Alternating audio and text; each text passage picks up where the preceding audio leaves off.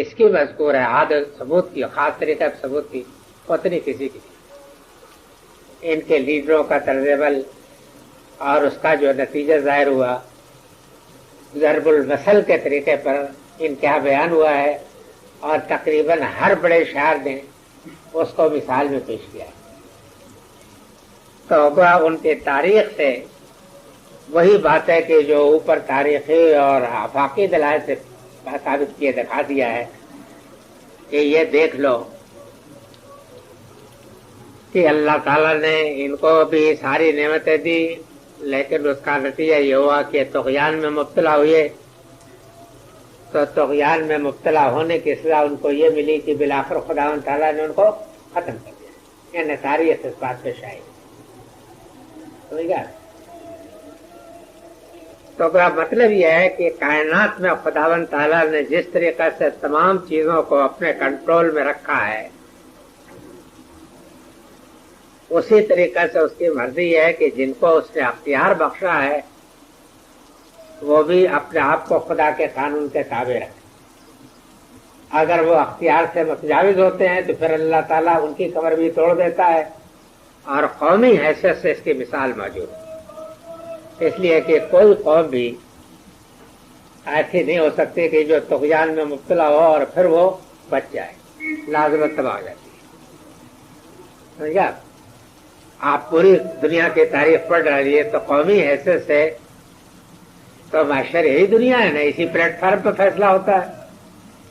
ایک قوم نشوونما پاتی ہے، ترقیاں کرتی ہے، تمدن کو اور تعبیر کو فروغ دیتی ہے، طغیان میں مبتلا ہوتی ہے، اس کے بعد اجتماعی اخلاق اس کا فاسد ہوتا ہے اور پھر فنا کر دی جاتی ہے، کسی گردش میں آ کے فنا کر دی جاتی ہے۔ بڑی سے بڑی قومیں پیدا ہوئی ہے، لیکن یہ بڑا سے بڑا حادثہ بھی پیش آیا ہے۔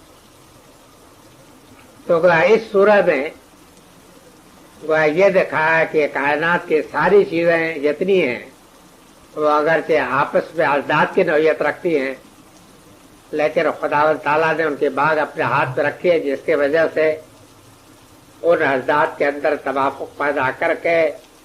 وہ اہل زمین کے لیے ان کو خیر و برکت بنائے ہوئے، ورنہ ساری دنیا تباہ ہو جائے۔ اسی طریقے سے اللہ تعالیٰ نے نفس انسانی کی جو تشکیل کی ہے تو اس کے اندر بھی متضاد داعیات ہیں۔ اس نفس انسانی کا کمال یہ ہے کہ ان متضاد داعیات کے اندر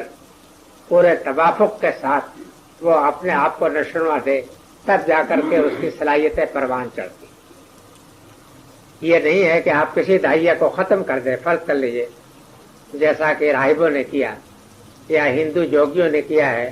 یا صوفی حضرات کرنے کی کوشش کرتے ہیں، وہ کامیاب تو نہیں ہوئے، مگر یہ لوگ بھی کوشش کرتے ہیں کچھ، تو یہ تو ان کو ختم کر دینا ہے، جس کا نتیجہ یہ ہوتا ہے کہ بہرحال جو قوت بھی خدا نے دی ہے وہ اپنا ایک نتیجہ رکھتی ہے نا انسانی زندگی میں، تو وہ مہلک ہوتا ہے انسان کے لیے۔ فرض کر لیجئے کہ انسان کے اندر بھوک بھی ایک چیز ہے، لیکن کوئی کمال یہ سمجھے کہ میں تقلیل غذا کرتے کرتے اس مقام تک پہنچ جاؤں گا کہ میری ساری زندگی کی غذا تولا ماشا رہ جائے، اور یہ کوئی کمال ہے؟ تو یہ کمال نہیں، پاگل پن ہے۔ یا فرض کر لیجیے کہ کوئی شخص یہ سمجھے کہ شہوت بہت بری چیز ہے، یہ بڑی ہلاکتوں میں ڈالتی ہے، اس لیے میں اس کو بالکل فنا کر دوں گا، اس کے ذرائع کو ختم کر دوں گا، تو اس کا نتیجہ یہ ہوتا ہے کہ اگر یہ رجحان بڑھ جائے تو یہ دنیا تباہ ہو سکتی ہے۔ اللہ تعالیٰ یہ چاہتا ہے کہ نفس کے اندر جو داعیات ودیت ہیں ان کے اندر بھی جو تضاد ہے، تو انسان کو جو اختیار دیا خدا نے وہ یہ چاہتا ہے کہ انسان اپنے اختیار سے کام لے کر ان کے اندر توافق اور سازگاری پیدا کرے، کسی کو بھی اس کے حدود سے متجاوز نہ ہو، تاکہ اس کی قوتیں صحیح طریقے پر پروان چڑھیں اور اس سے صحیح نتیجے ظہور میں آئیں۔